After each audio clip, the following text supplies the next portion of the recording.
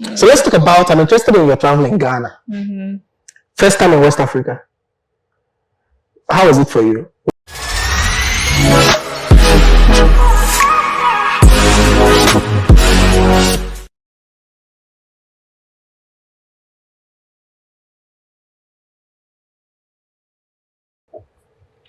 You told us you're 27 years old. And you told us you've not traveled to the Caribbean because... I've tried. I said I've been there, just not been to Trinidad. Oh, okay. Where did you go to then? I've been to Barbados and Grenada. How will you be that close and you just go? I mean, you didn't just go, hey, let me just go since I'm this close. Why did you do that?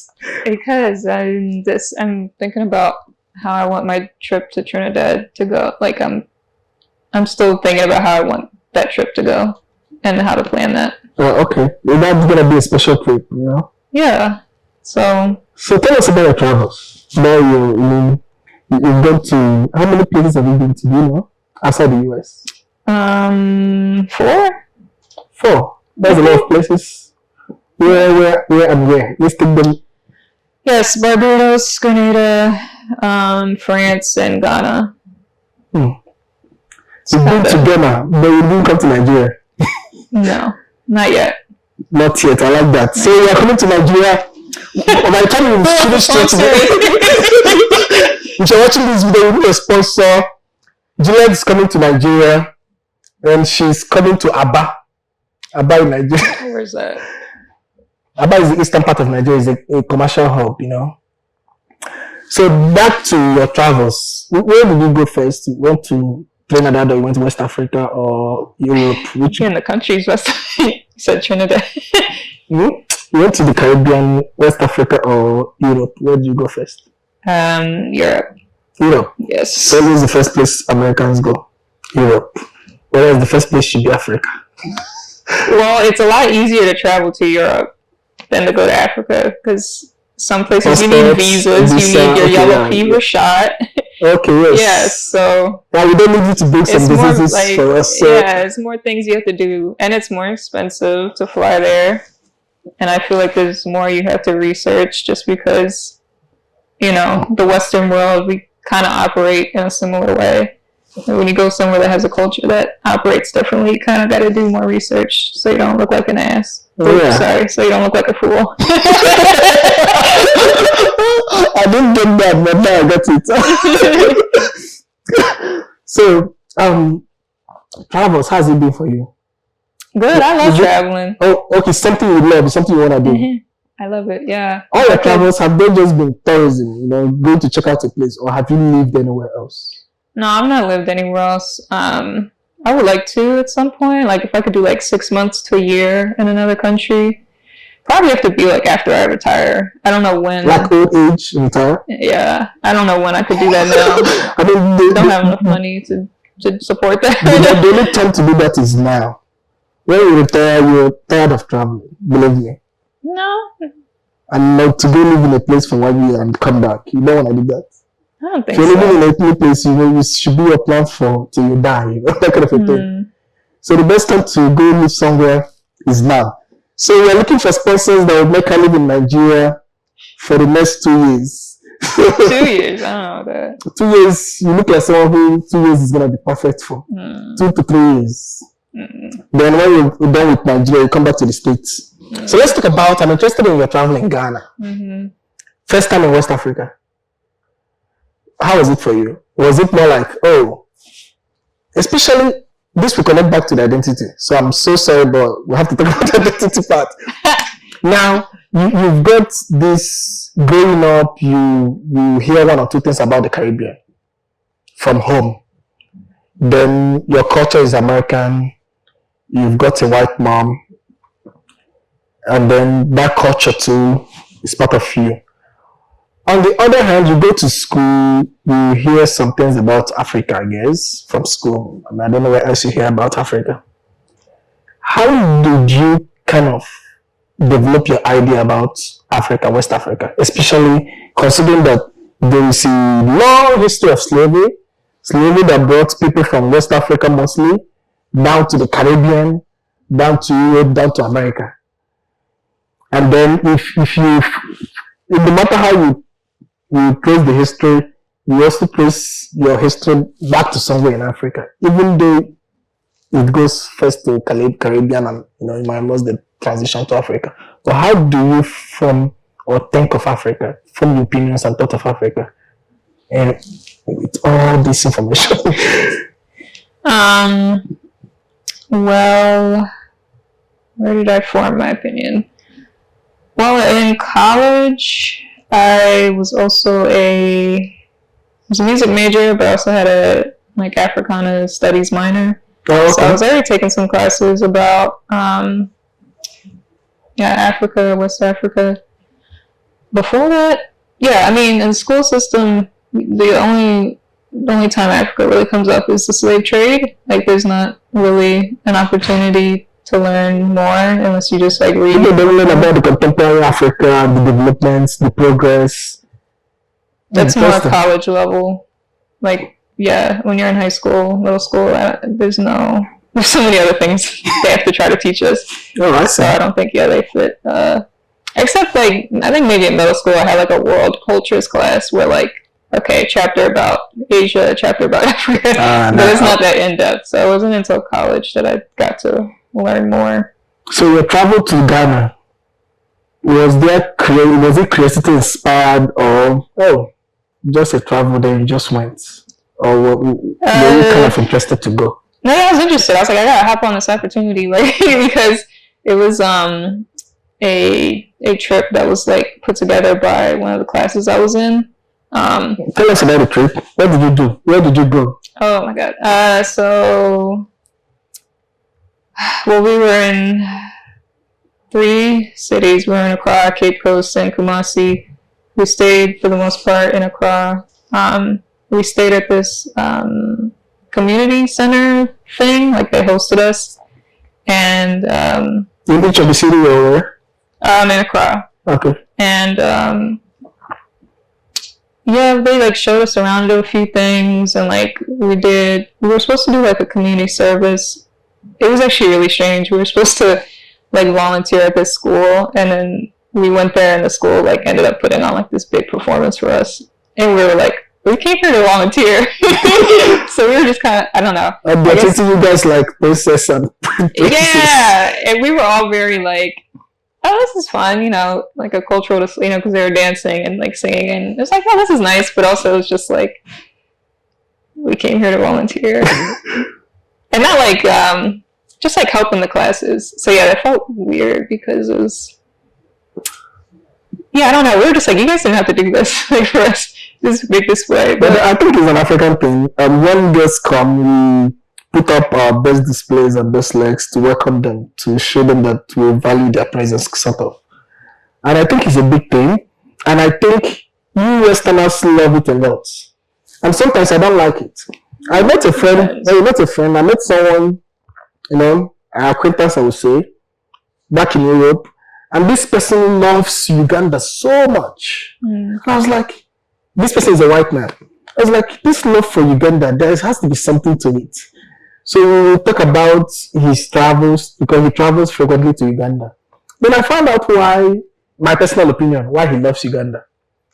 Uganda is the only place on earth where he's treated like a king. Right from the airport, some dancers come welcome him. Yeah, they take him to the community, to the civic center. There's this unending reception. But he also supports a local school.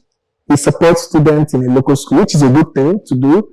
But he developed this he called it African fever. That if you go, yikes, you always want to go back. In a positive sense. That if you go to any part of Africa, you want to go back. And that's the reason why I think he loved it. He's just the only place he feels alive differently.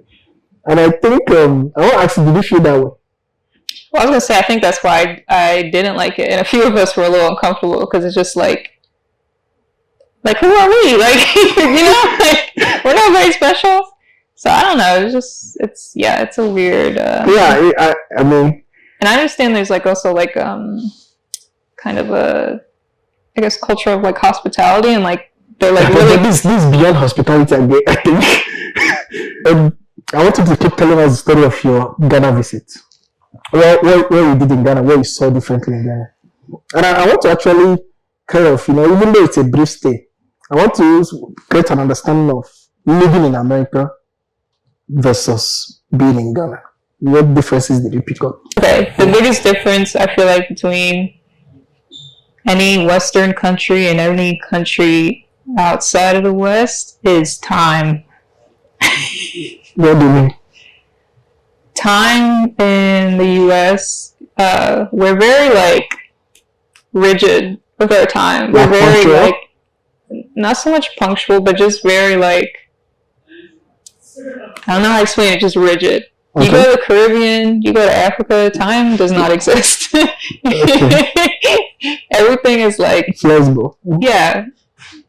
Things will get done when they get done. We will open the shop when we want to open the shop. I don't care if I said it opens at 10. We'll open it at 12 if that's when it's ready. Like, it's very like time is fluid. And do you get what I'm saying? Yeah, I get what you're saying. So do you like that? What was that for you? Was it like a shock, or what was it for you? In certain aspects it can be nice. In other aspects, like in terms of maybe dealing with like, I don't know, like government offices or like things where you, like the airport, things where like you would like things to be on time. It can be a little annoying. Cause it's just like, yeah, we'll get it done when we get it done. I know I said like the last time I went, it was like the end of COVID, and I had to take a COVID test before I flew back home because that was like a US requirement. Yeah. So I went to a COVID testing clinic. I paid more to get the test done faster, like within 8 hours or 6 hours. I don't remember what it was. And they're like, yeah, we'll call you in 6 hours. And it's like they never called. And I was like, so should we go back? Because they're about to close. So we went back there and talked to the lady. And she's like, yeah, we'll get it done for you. And then we had to be sitting there for like another 20 minutes. And like I turned to my friend, I'm like, I bet you they're running it right now. They never did. They took my sample and put it to the side. And I'm just like, what did I pay for this expedited service for when y'all aren't gonna do it? So it's stuff like that where it's like you gotta, and there's nothing you can do. Like, it's not like you can like call their manager and be like, I paid for this service and they didn't. Like here, you can complain about whatever. But there, it's like, you can't just be like, I paid for this service and I didn't get it. They're going to be like, all right, well, it's going to get done. Well, I'm familiar with what you're saying, so we know ourselves. What else? And like I told you, like I mentioned earlier, I never paid so much attention to my identity until I came to America. It became something I have to be conscious about. So, but before now, it wasn't a conversation that just flew in my head.